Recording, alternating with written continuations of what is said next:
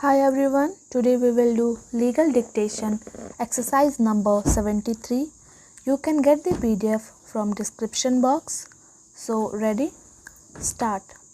In the present case, the respondent in the writ petition had raised a specific plea of delay as a bar to grant relief to the petitioner. In our view, it was perhaps necessary for the court to have specifically dealt with this issue. It is now well settled that a person who seeks the intervention of the High Court under Article 226 should give a satisfactory explanation of his failure to assert his claim at an earlier date. The excuse for procrastination should find a place in the petition filed before the court, and the fact relied upon by him should be set out clearly in the body of the petition.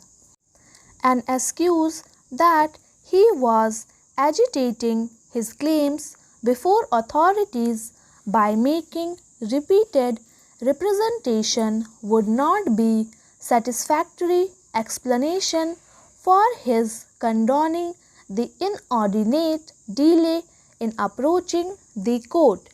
If a litigant run after a remedy not provided in the statute, it cannot be satisfactory explanation for condoning the delay in approaching the court.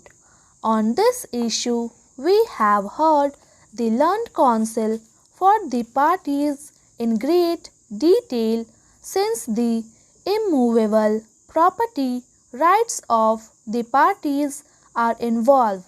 In our considered view, there is no explanation, much less satisfactory explanation, offered by the respondent in approaching the writ court after an inordinate delay of nearly 15 years from the date of notification issued under the Evacuee Property Act. For the delay from 1952 to 1955, the contesting respondent would only submit that they were not aware of the notification issued under the Evacuee Property Act, since no notice was served to them on, though a public notice was issued by the authorities under the Evacuee Property Act. While explaining the delay of nearly 11 years from 1955 to 1966, they contended that they were in possession of the property and they were making representation before the authorities under the Evacuee Property Act for redressal of their grievances. The delay after the order were passed by the Settlement Commissioner in the year 1983 till the writ petition was filed in the year 1990, it is explained that they had moved the state government suo motu to revise the order passed by the Chief Settlement Commissioner, and since the state government returned their request, they had approached the High Court to issue direction to the state government to issue appropriate direction. In our considered view, there was inordinate delay in approaching the authorities for redressal of their grievances, as rightly contended by Sri Mukund.